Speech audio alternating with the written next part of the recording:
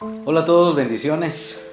Una vez más estamos aquí conectados, reunidos a través de este medio virtual y compartiendo una vez más la palabra de Dios. Se preguntarán de pronto por qué la pausa tan larga. Bueno, hemos tenido diferentes inconvenientes a nivel técnico. Tuve que hacer varias revisiones en el manejo sobre todo de la página de Facebook. Con YouTube no tenemos ningún problema, pero sobre todo la página de Facebook presenta algunos errores que de hecho las transmisiones anteriores no quedó el video colgado directamente en Facebook, sino que tuve que subir el link del video de YouTube y pues la idea es que quede subido el video como tal en ambas plataformas. Entonces tratando de corregir y tratando de mejorar este tipo de situaciones, pues habíamos tenido esta para tan larga, además pues también algunos compromisos laborales y otras situaciones que se nos presentan en el diario vivir. Y bueno, aquí estamos de nuevo dándole continuación a este estudio del Salmo 91 y el día de hoy vamos a continuar con los versículos 5 y 6. Sé que algunas personas nos han dejado saluditos, espero que se den por aludidos, ya que recordarlos a todos es un poco complicado. Así recuerdo a Mari de México, igual a Jonathan con la familia también. A ver, ¿quién más se me escapa? Bueno, en Colombia pues obviamente mi madre, mi suegro junto a Luz, su esposa. Bueno, la gente que nos ve, que nos tiene acostumbrados, Estela también desde México, que nos tienen acostumbrados a sus saludos. Les enviamos un abrazo de parte mía, de parte de mi esposa. También a Elisa en Nueva York. Bueno, a todas las personas que generalmente nos ven por este medio en otros países y a los que están también aquí en España, como Dara, como Pepi, como Chelito. Les agradecemos mucho porque siempre están ahí conectados con nosotros y esperando a que les enviemos la notificación o a que les llegue el video, si es que de pronto si de pronto no lo pueden ver en el momento en el que se transmite o en el momento en el que se sube. Así que vamos a continuar y vamos a abordar de una vez Salmo 91, versículos 5 y 6. Dice: no temerás el terror nocturno, ni saeta que vuele de día, ni pestilencia que ande en oscuridad, ni mortandad que en medio del día destruya. El Salmo 91 nos asegura en diferentes pasajes, en diferentes momentos, en diferentes versículos del mismo pasaje, nos menciona que Dios es quien nos cuida, que Dios es quien nos guarda, que Él es nuestro protector. Así que tenemos que ser muy conscientes de ese énfasis que hace este pasaje sobre nuestras vidas, que Él es nuestro guardador, que Él es nuestro protector. Y de hecho aquí dice que de día y de noche, es decir, si esté usted dormido, esté usted despierto, esté usted alerta y pendiente o esté distraído, como esté, Dios es su y es mi protector, es nuestro protector y es nuestro guardián. Así que partiendo de esa premisa, entendiendo de que es Dios quien nos cuida, es allí entonces donde tenemos que abordar la frase con la que inician estos dos versículos, y es: no temerás al terror nocturno. Si sabemos que es Dios quien nos cuida, si sabemos que es Dios el que nos guarda, entonces ¿por qué tenemos temor? Porque muchas veces el temor llega a nosotros. Pues bien, el apóstol Juan, en su primera carta, nos habla un poco acerca de esto. Él aborda el tema del temor, pero le da un enfoque distinto. Nos dice, esto es primera de Juan 4, versículos 18 y 19. Dice: en el amor no hay temor, sino que el perfecto amor echa fuera el temor, porque el temor lleva en sí castigo, de donde el que teme no ha sido perfeccionado en el amor. Nosotros le amamos a Él porque Él nos amó primero. Sin embargo, quiero centrarme solo en el versículo 18. Dice: en el amor no hay temor, sino que el perfecto amor echa fuera el temor, porque el temor lleva en sí castigo, donde el que teme no ha sido perfeccionado en el amor. Ahora tenemos que entender cuando revisamos este pasaje completo, todo el capítulo 4 de Primera de Juan, ahí nos está hablando del amor de Dios. Entonces cuando Él nos dice que en el amor no hay temor es porque es en el amor de Dios que no hay temor. Así que cuando dice porque el temor lleva en sí castigo, está haciendo énfasis a temor a quién y castigo de quién. Es porque las personas, cuando no han conocido la gracia y el amor de Dios, siguen pensando y siguen concibiendo la idea del Dios del antiguo pacto. Esa es la importancia de nosotros aprender a dividir la palabra correctamente y saber bajo qué pacto nos encontramos ahora, que actualmente nos encontramos bajo el pacto de la gracia. Estamos en un monte distinto. El pacto de la ley fue en el monte Sinaí, pero el pacto de la gracia fue en el monte Gólgota, en el monte, bueno, eso hace parte de otro estudio que también lo pueden buscar en la página o en YouTube, acerca de la vida de Isaac, cómo Isaac es un tipo, una tipología de Jesús, y cómo el monte Moria hace parte del mismo complejo montañoso donde se encuentra el monte Gólgota, que fue donde murió Cristo. Así de que el monte, y de todo esto hace parte del monte de Sión. Entonces, ¿con qué monte nos vamos a quedar? El monte del temor, que cuando fue dada la ley la gente sintió miedo, la gente sintió pánico, y hubo rayos, y hubo fuego, y hubo gran aprensión por parte del pueblo. O nos vamos a quedar con el otro monte, el monte de Sión, el monte de la adoración, el monte en el que fue derramada la sangre de Cristo. Eso es todo lo que representa el monte de Sión, la reconciliación de Dios el Padre para con nosotros. Entonces aquí lo que nos está diciendo Juan es que si nosotros nos quedamos en el temor, siempre vamos a tener una mentalidad de castigo. Porque, dice, porque el temor lleva en sí castigo. ¿Castigo de quién?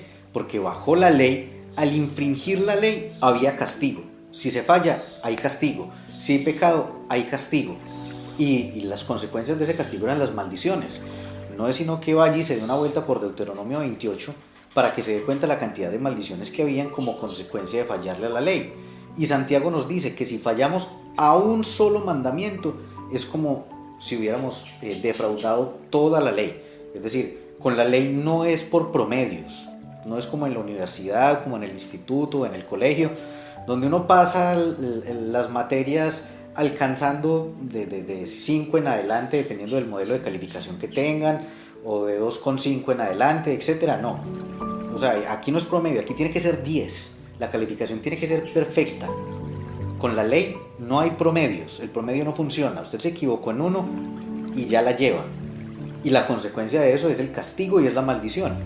Por eso él aquí nos dice, en el amor no hay temor. ¿Por qué? Porque en el amor ya conocemos que este nuevo pacto, el pacto de gracia, ha reemplazado el pacto de la ley, que es el que trae el temor. Porque el temor, estoy avanzando un poco, porque el temor lleva en sí castigo, de donde el que teme no ha sido perfeccionado en el amor. Yo quiero que leamos este mismo pasaje, pero en la versión amplificada de la que les he hablado antes. Dice, no hay miedo en el amor, el miedo no existe, pero el amor maduro, completo, perfecto, es decir, el amor de Dios, saca el miedo de las puertas y expulsa todo rastro de terror, porque el miedo trae consigo el pensamiento del castigo. ¿De qué castigo? Pues si estamos hablando, si él está haciendo énfasis en el amor de Dios, es porque quiere quitarle a la gente también el miedo a Dios, el temor a Dios. Y ahora no me vaya a decir, o sea que tenemos que vivir una vida sin temor de Dios y abandonados al pecado. No, deje que ya le voy a hablar acerca del tema del temor a Dios del que habla la palabra. Porque el miedo trae consigo el pensamiento del castigo. Es decir, cuando la persona tiene temor, miedo de Dios, es porque sabe que Dios lo va a castigar en el momento en el que peque. Pero eso es una mentalidad del antiguo pacto, una mentalidad legalista. Y retomo un poquito atrás, dice, porque el miedo trae consigo el pensamiento del castigo y el que tiene miedo no ha alcanzado la plena madurez del amor. Todavía no ha llegado a la completa perfección del amor. Les recuerdo que esta versión amplificada es la que toma el pasaje desde su raíz en el idioma original, en este caso en el Nuevo Testamento se trata del griego, y nos permite tener una visión precisamente más amplia, por eso se llama amplificada, para poderlo entender más claramente. Así de que, cuando nos dice el Salmo 91, no temerás, es porque tenemos que estar confiados en Dios. ¿En qué? En su amor. Confiados en que Él es el Dios que nos ama, el Dios que nos permite estar bajo la sombra de sus alas, bajo el abrigo del Altísimo, estar protegidos por el Shaddai, por el Omnipotente, estar bajo la sombra de ese Dios poderoso que lo que desea es guardarnos y protegernos y no castigarnos, y no enviarnos maldiciones, y no enviarnos pruebas como tradicionalmente hemos creído, porque, como se los he dicho también antes, hemos malinterpretado el libro de Job, no hemos entendido en realidad de lo que nos habla el libro de Job y hemos creído toda la vida de que lo que le sucedió a Job es porque Dios se lo mandó. Entonces, o Dios se lo mandó o Dios se lo permitió para probarlo. Pero resulta de que esa no es la situación, por eso la gente vive todo el tiempo llena de temor porque no saben hoy con qué carácter, de qué humor se levantó Dios, o si quiere hoy hacer otra apuesta con Satanás como sucedió en el caso de Job, que en realidad no fue ninguna apuesta, que cuando lo ponemos en el contexto bíblico correcto nos damos cuenta de que Dios, como se los he dicho antes, no podía hacer nada, tenía que esperar a que todo tuviera un desenlace de acuerdo a la posición de Job frente a él. Ahora, como la idea no es hablar de Job en esta enseñanza, los invito a que escuchen, porque puede causarles algunos cierto choque con lo que tradicionalmente han creído. Y pueda generarles una reacción negativa frente a lo que siempre han creído. Pero como de lo que se trata es de mirar argumentos bíblicos obviamente, no argumentos humanos, ni opiniones personales, porque esto no se trata de una opinión personal, sino de lo que la palabra de Dios nos muestra. Así que si desea tener más conocimiento acerca de ese tema, del por qué no tenerle temor a Dios, en cuanto a que sea su voluntad con nosotros una moneda al aire, no sabemos si nos va a venir castigo, nos va a venir prueba, nos va a venir disciplina o todo ese tipo de cosas, me escribe y yo con gusto le envío el link para que se escuche la enseñanza acerca de Job, que se llama así, la verdadera historia de Job. Pero para no hablar más acerca de Job, quisiera que miráramos algo, y es entonces, ¿cuál es el temor del que nos habla la Biblia? Porque en diferentes partes de la Biblia nos dice que hay que temer a Dios y que el principio de la sabiduría es el temor a Jehová, y el temor. Si nosotros vamos a Mateo 4:10, allí Jesús está frente a Satanás en la tentación en el desierto, le dice: al Señor tu Dios adorarás y solo a Él servirás. Resulta que Jesús, cuando miramos las pruebas en el desierto, Él se está enfrentando a Satanás con la palabra. Él nunca le dijo: como yo soy el Hijo de Dios, como yo soy el Mesías, el ungido, lárgate de aquí. No, Él utilizó la palabra. Es decir, Él se puso al mismo nivel de nosotros para hacer lo que nosotros debemos de hacer frente al enemigo. ¿Qué hizo? Lo enfrentó con la palabra. Y Él aquí está citando un pasaje que está en Deuteronomio 6:13. Pero Deuteronomio 6:13 no dice lo que dijo Jesús. Deuteronomio 6:13 dice: al Señor tu Dios temerás. Pero Jesús no dijo: al Señor tu Dios temerás, dijo: al Señor tu Dios adorarás. Entonces, los más puristas podrían decir: pero es que entonces Jesús está cambiándole una coma y una tilde a las escrituras. No. A ver, en primer lugar, tenemos que entender que Él es el verbo de Dios hecho carne.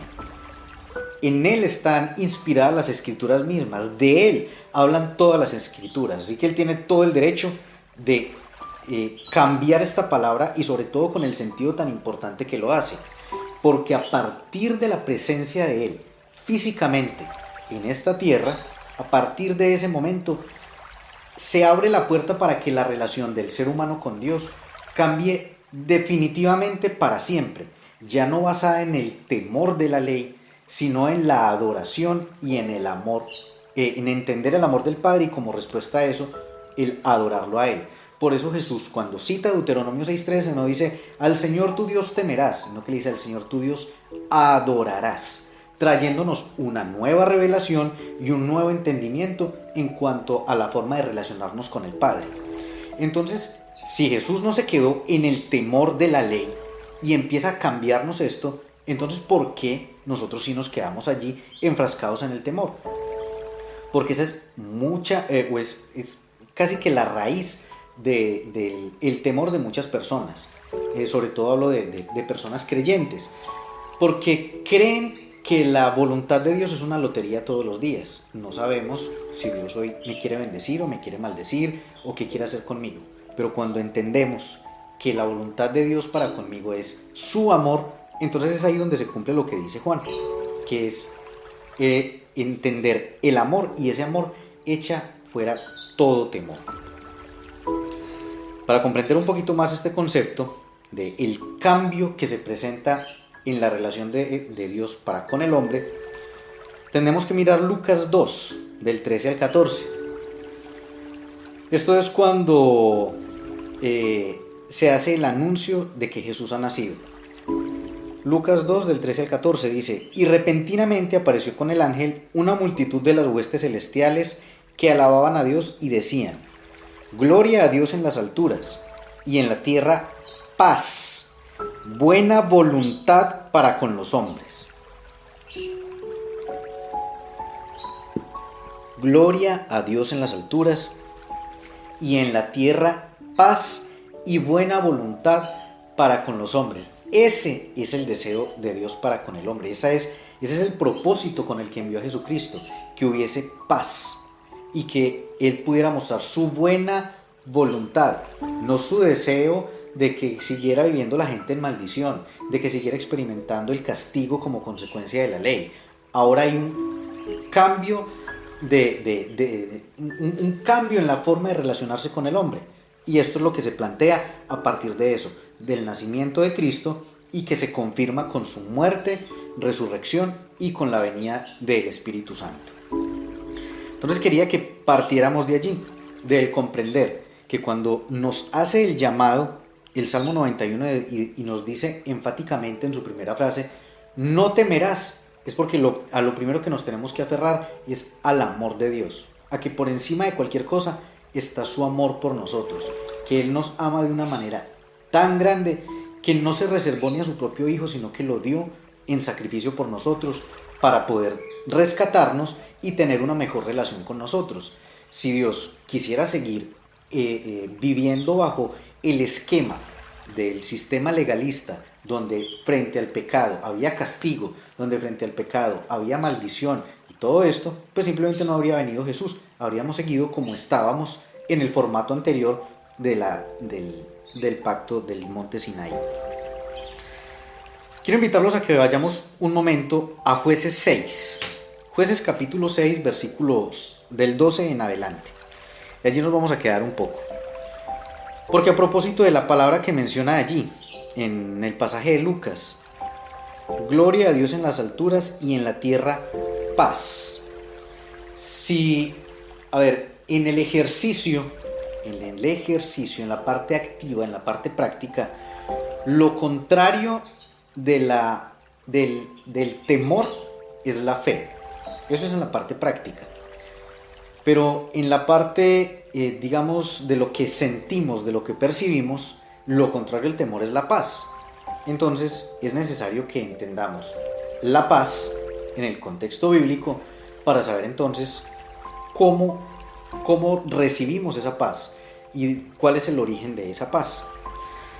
Jueces 6:12 dice: y el ángel de Jehová se le apareció y le dijo: Jehová está contigo, varón esforzado y valiente.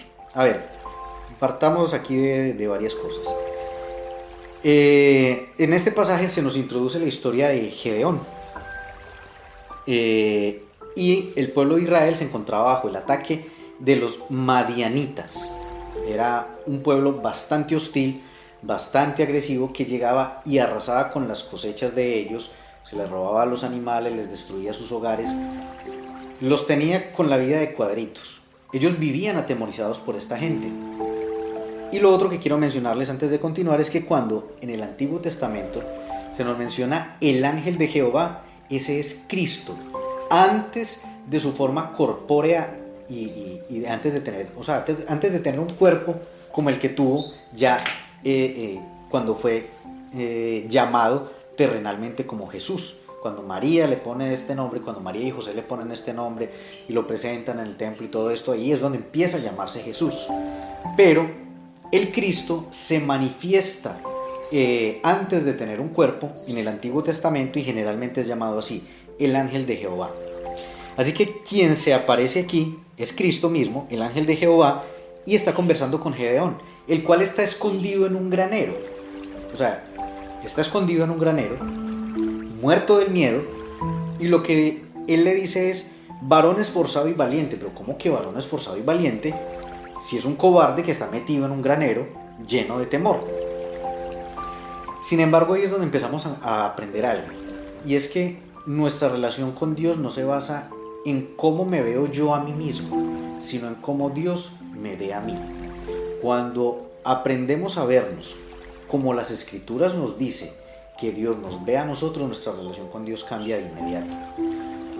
Por esto, aunque estaba lleno de temor, Dios, el ángel de Jehová, que como les decía es Cristo, le dice: varón esforzado y valiente.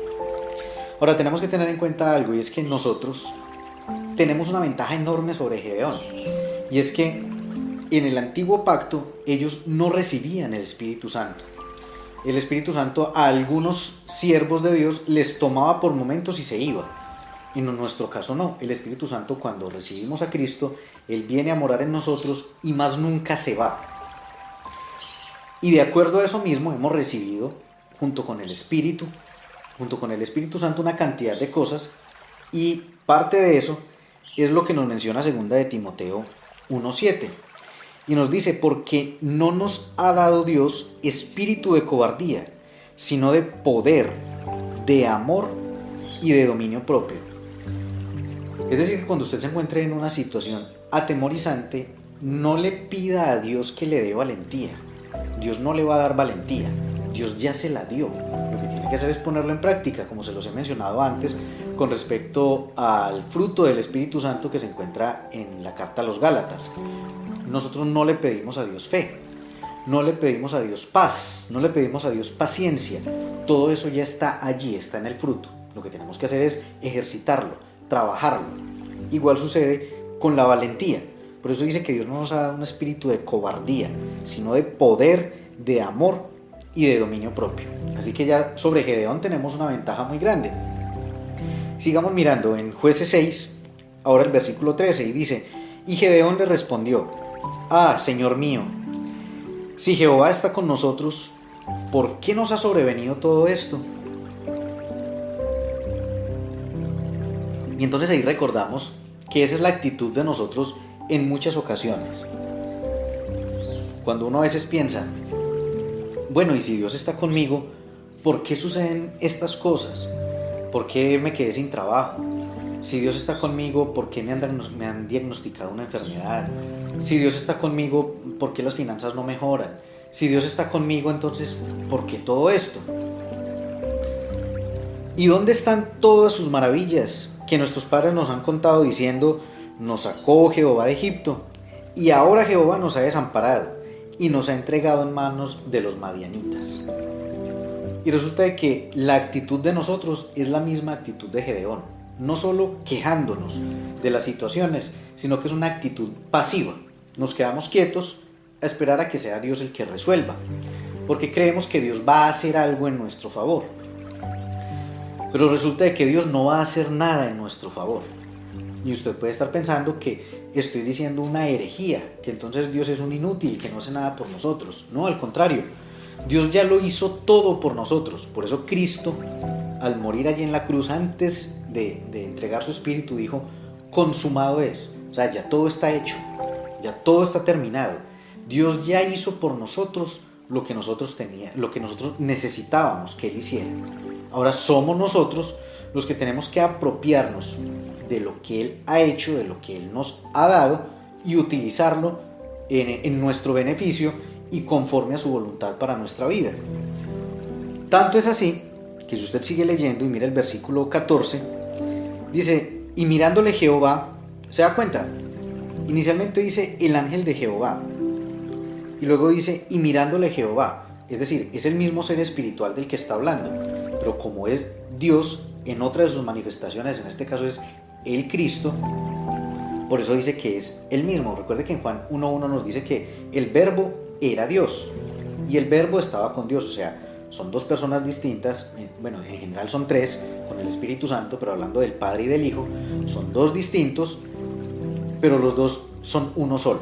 Ahora no voy a entrar aquí en el tema de la Trinidad tampoco, pero solo quiero que miren ese enfoque, de que si fuera un ángel cualquiera, pues no diría, y mirándole Jehová, no, es que es Cristo, pero todavía sin su forma corpórea, que obtendría muchísimos siglos después de este acontecimiento.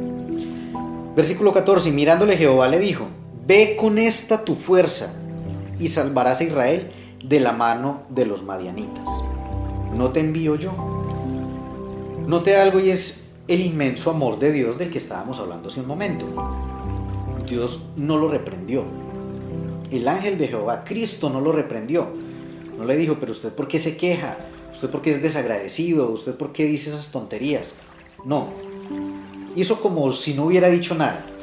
Se olvidó de las palabras necias que acababa de decir Gedeón y simplemente le dijo, ve con esta tu fuerza.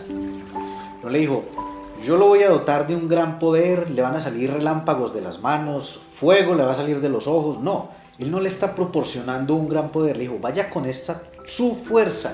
O sea, póngase en marcha, póngase en camino. Deje de llenarse de tanto temor y arranque. Es lo que nos falta muchas veces, dejar de estar pensando con una mentalidad atemorizada, llenos de miedos, y ponernos en marcha, arrancar, iniciar lo que tenemos que hacer y como decimos en Colombia, ponerle paticas al proyecto, iniciar ese anhelo que tenemos en el corazón, arrancar el proyecto, esa idea que tenemos en mente, y si la tenemos ahí, desarrollarla porque sabemos que es algo que Dios nos ha puesto en el corazón, y es simplemente el miedo lo que nos inhibe de hacerlo. Muchas veces también dejamos de hacer un viaje, nos perdemos de actividades porque qué miedo que se caiga el avión, porque qué miedo que nos estrellemos, y qué miedo que se entren los ladrones a casa mientras no estemos, o qué miedo si fracaso en la universidad, o qué miedo si me va mal emprendiendo esto. No, Dios lo que desea es que nosotros arranquemos, nos pongamos en marcha.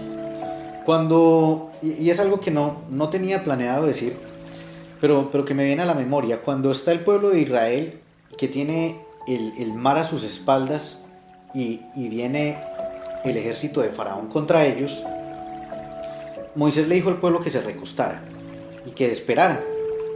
Dijo, esperemos a que Dios, ¿cierto? No, a que Dios solucione esto. Y resulta que Dios llama a Moisés y le dice, estoy parafraseando el texto, le dice, pero ¿qué hacen ahí? No se queden ahí quietos, levante la vara y avance, ande, tiene el mar de frente, camine, no importa.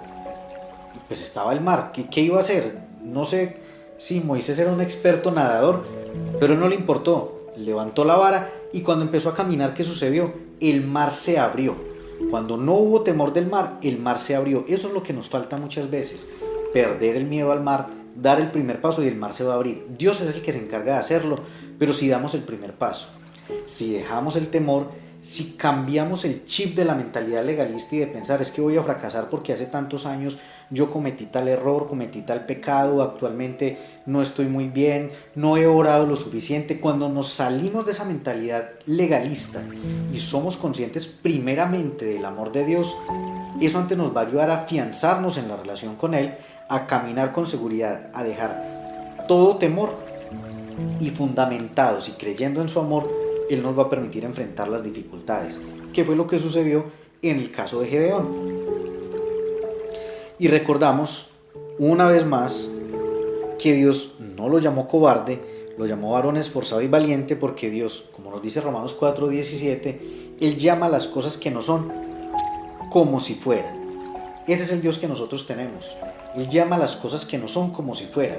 En cambio nosotros llamamos solo las cosas que vemos, solo hablamos de las cosas que vemos, no de lo que quisiéramos ver, sino que vemos el problema y solo hablamos del problema.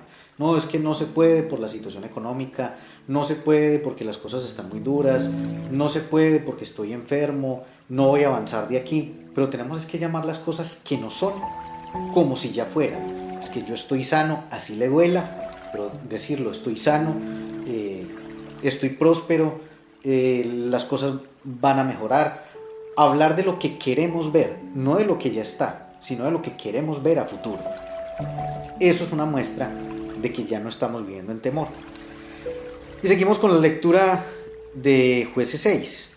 Dice, y entrando Gedeón, preparó un cabrito y panes sin levadura de un efa de harina, y puso la carne en un canastillo y el caldo en una olla, y sacándolo se lo presentó debajo de aquella encina. Es decir, esto es algo que Gedeón quiso presentarle como ofrenda al ángel de Jehová. Entonces el ángel de Dios le dijo, toma la carne de qué, del cabrito. Tenga esto en mente, el cabrito es un animal macho. Recuerde que de acuerdo a la ley, cuando se presentaba una ofrenda a Dios, el animal tenía que ser perfecto, no podía tener ningún defecto físico. Tenga eso en mente. Así que ese cabrito tenía que cumplir con esas especificaciones. Entonces el ángel de Dios le dijo, toma la carne del cabrito sacrificado, los panes sin levadura, tenga también esto en mente, y ponlos sobre la peña y vierte el caldo. Y él lo hizo así. Extendiendo el ángel de Jehová el báculo que tenía en su mano, tocó con la punta la carne y los panes sin levadura, y subió fuego de la peña, la cual consumió la carne y los panes sin levadura, y el ángel de Jehová desapareció de su vista. Muy interesante esto. Primero, cuando se menciona fuego en el Antiguo Testamento es porque hay juicio. El fuego siempre está relacionado con juicio. ¿Recuerda Sodoma y Gomorra?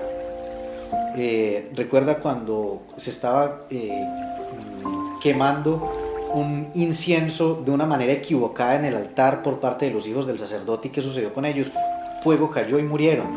Siempre cuando hay fuego hay juicio. Esto quiero que lo tenga en cuenta. Ahora, el cabrito. ¿Recuerda quién es el Cordero de Dios que quita el pecado del mundo? Es Cristo. Este cabrito es una tipología de Jesús.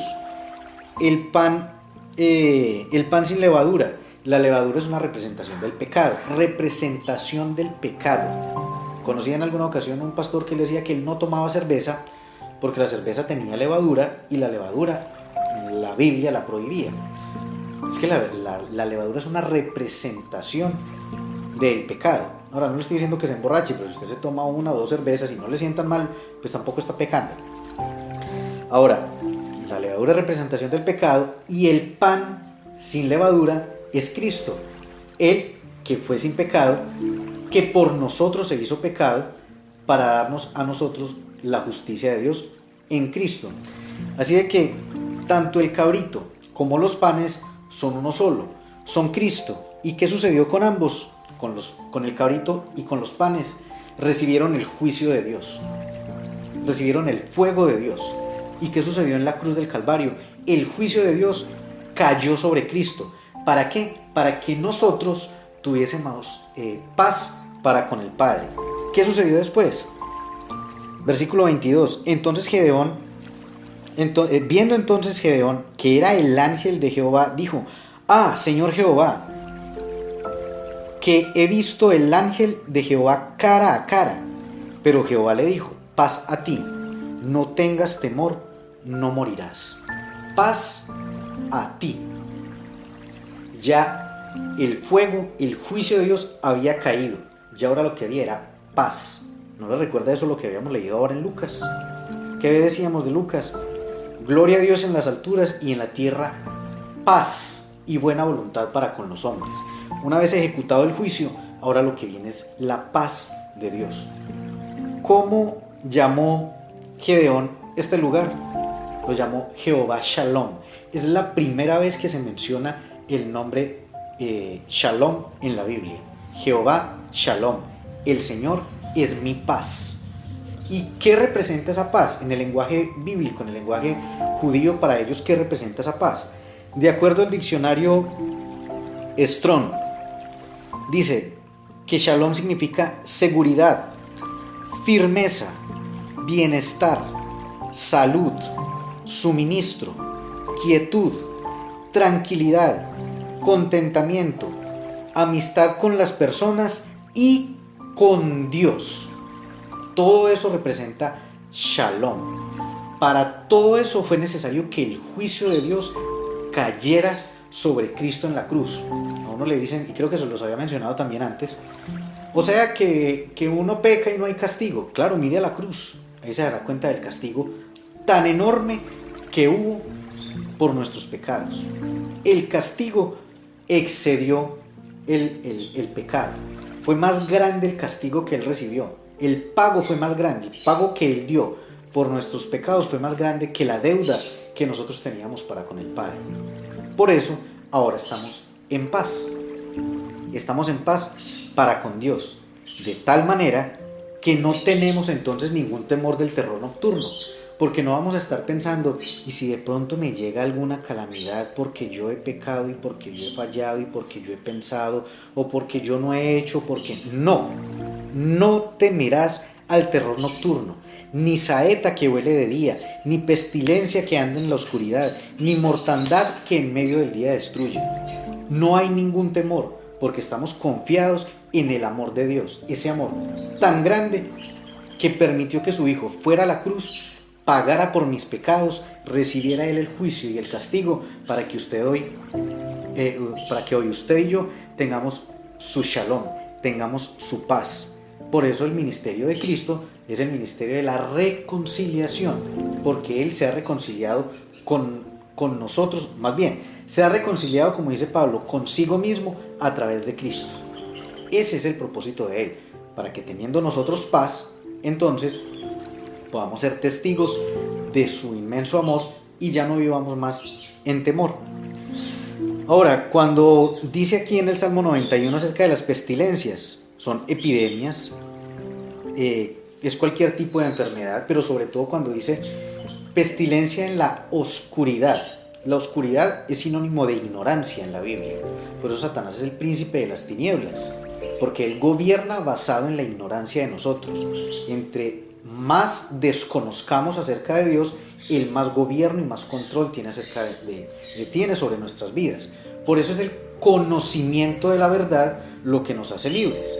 Pero cuando ya le conocemos a Dios, el control de Satanás empieza a desaparecer de nosotros. Ahora, volviendo al tema de la pestilencia en la oscuridad, hay enfermedades que puede que alguno de nosotros pueda tener y que las desconocemos, las ignoramos. Esa es una pestilencia que está oculta, que está en la oscuridad, pero no tenemos temor de eso. ¿Por qué? Porque sabemos cuál es el Dios que nos guarda. Sabemos que Él es nuestro sanador, no nuestro enfermador como la religión nos lo ha querido mostrar. No, Él no es nuestro enfermador, Él es nuestro sanador. Por eso no tenemos temor de ninguna pestilencia oculta, de ninguna enfermedad oculta a nuestros ojos. Mortandad en el día, que pueden ser accidentes, explosiones, ataques, guerras entre naciones, como inminentemente vemos todo el tiempo en las noticias. Tampoco debemos de tener temor de eso. Surge una noticia y lo primero que hacemos es correr al supermercado, abastecernos de papel higiénico y de arroz y de una cantidad de cosas, porque el temor se dispara. Esto es el acabose, esto es el fin, llegó el eclipse, esto es la hecatombe. Pero ¿por qué tenemos que vivir llenos de temor si sabemos en qué Dios es en el que confiamos? Ni saeta. Las saetas, bueno, en ese tiempo eran pues las flechas, las saetas. Ahora pueden ser las balas o ser arrollado por un carro o vivir cualquier situación desagradable en la calle o aún en nuestras casas. Pero lo que nos dice la palabra es: no temerás al terror nocturno, ni saeta que huele de día, ni pestilencia que anda en la oscuridad, ni mortandad que en medio del día destruya. No importa la hora del día, no importa el momento en su vida, siempre estemos confiados en Dios.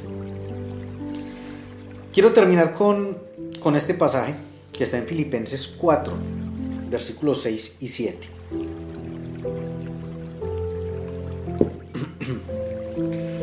Dice, por nada estén afanosos, sino sean conocidas vuestras peticiones delante de Dios en toda oración y ruego con acción de gracias.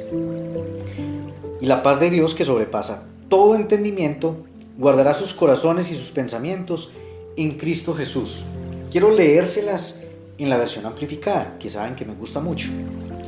Dice así: no te preocupes, ni tengas ansiedad por nada, pero en toda circunstancia y en todo, con oración y peticiones concretas, con acción de gracias, continúa dando a conocer tus deseos a Dios. Y la paz de Dios será tuya, ese estado tranquilo de un alma asegurada de su salvación por medio de Cristo, sin temer nada de Dios. La versión amplificada nos dice así: sin temer nada de Dios. ¿Se les parece eso un poco a lo que les decía al principio? A lo que dice precisamente en Juan 4, 18 y 19. Que ya tenemos que borrar de nuestra mente el temor a Dios.